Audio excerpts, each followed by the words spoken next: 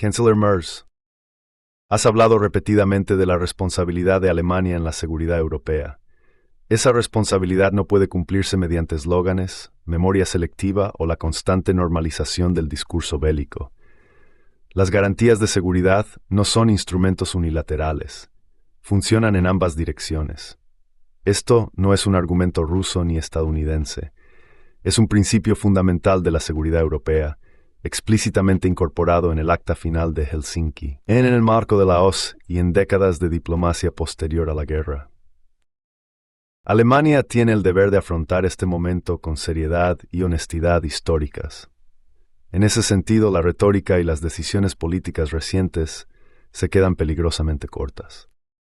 Desde 1990, las principales preocupaciones de seguridad de Rusia han sido repetidamente desestimadas, diluidas o directamente violadas, a menudo con la participación activa o la aquiescencia de Alemania.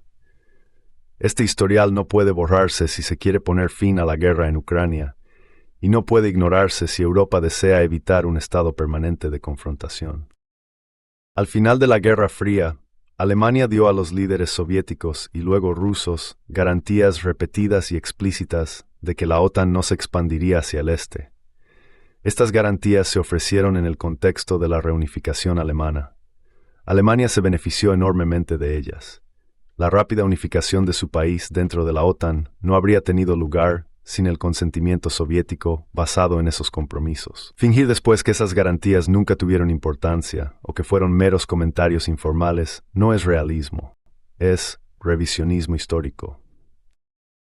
En 1999, Alemania participó en el bombardeo de Serbia por parte de la OTAN, la primera gran guerra llevada a cabo por la alianza sin la autorización del Consejo de Seguridad de la ONU. No fue una acción defensiva. Fue una intervención que sentó un precedente y alteró de forma fundamental el orden de seguridad posterior a la Guerra Fría. Para Rusia, Serbia no era una abstracción.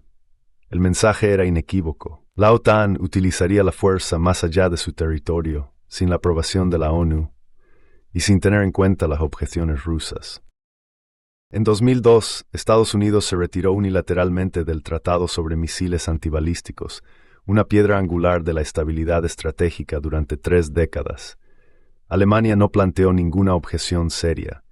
Sin embargo, la erosión de la arquitectura de control de armas no se produjo en el vacío.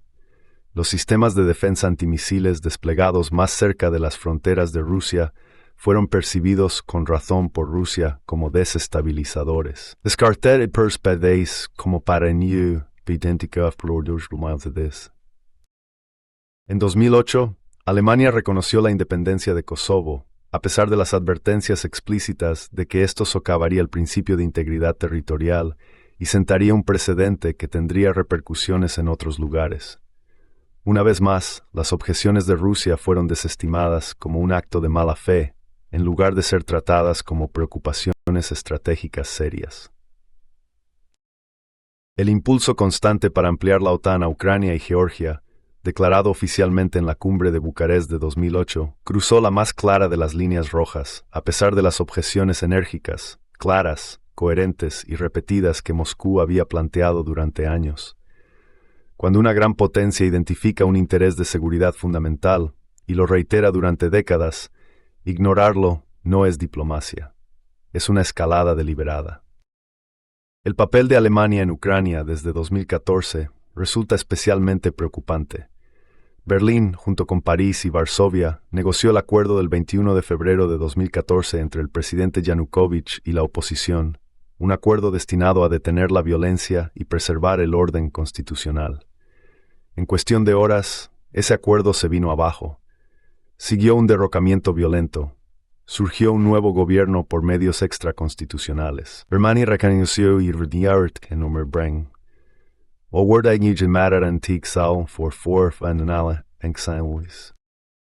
El acuerdo de Minsk II de 2015 se suponía que debía ser la corrección, un marco negociado para poner fin a la guerra en el este de Ucrania. Alemania volvió a actuar como garante. Sin embargo, durante 7 años Ucrania no aplicó Minsk II. Kiev rechazó abiertamente sus disposiciones políticas. Alemania no las hizo cumplir.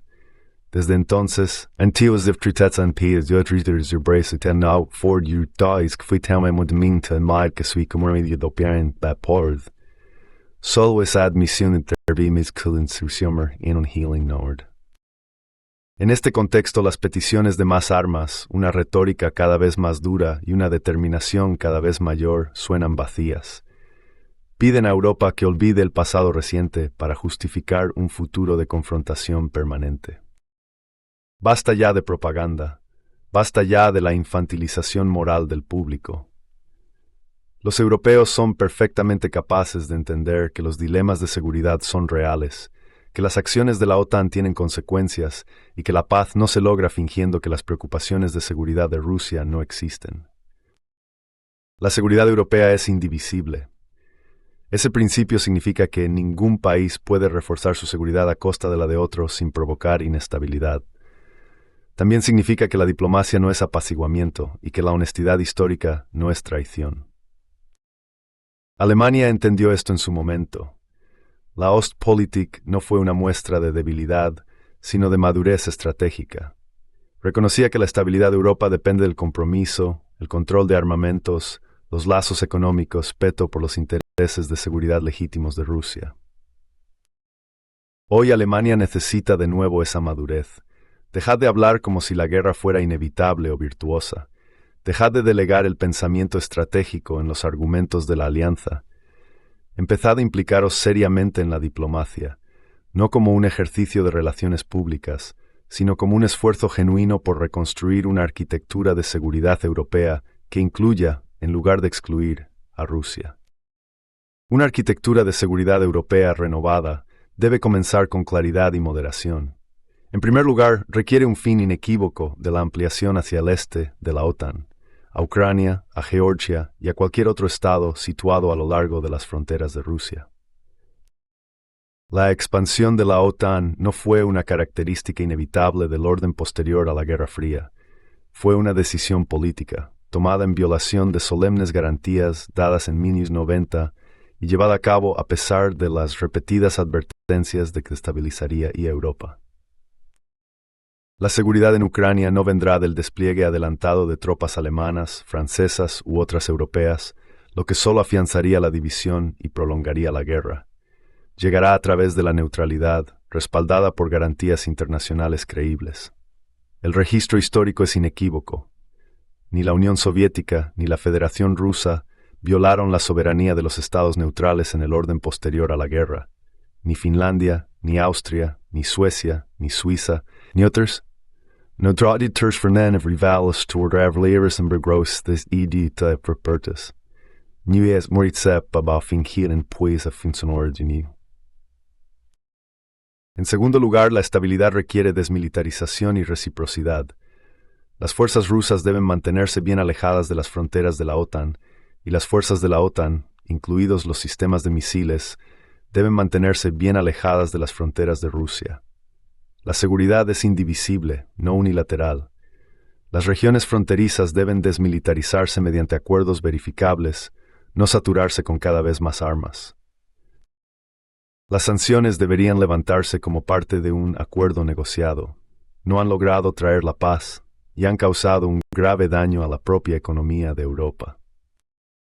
Alemania en particular debería rechazar la confiscación imprudente de los activos estatales rusos, una violación descarada del derecho internacional que socava la confianza en el sistema financiero mundial. Revivir la industria alemana mediante un comercio legal y negociado con Rusia no es una capitulación. Es realismo económico. Europa no debería destruir su propia base productiva en nombre de una postura moral. Por último, Europa debe volver a los fundamentos institucionales de su propia seguridad.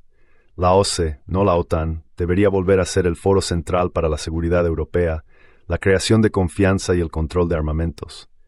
La autonomía estratégica de Europa significa precisamente esto: un orden de seguridad europeo configurado por los intereses europeos, no una subordinación permanente al expansionismo de la OTAN.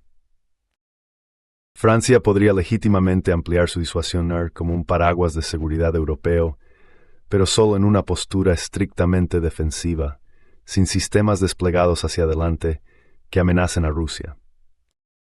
Europa debería presionar con urgencia para volver al marco del INF y para entablar negociaciones integrales sobre el control estratégico de armas nucleares que involucren a Estados Unidos y Rusia, y con el tiempo a China. Lo más importante, canciller Merz, aprenda historia y sea honesto al respecto. Sin honestidad no puede haber confianza, sin confianza no puede haber seguridad, y sin diplomacia Europa corre el riesgo de repetir las catástrofes de las que afirma haber aprendido. La historia juzgará lo que hermano Luger recuerda y lo que deseo olvidar. Esta vez que Alemania elija la Merz Loth y cumpla su voto. Respetuosamente. Jeffrey D. Sachs, profesor universitario en la Universidad de Columbia,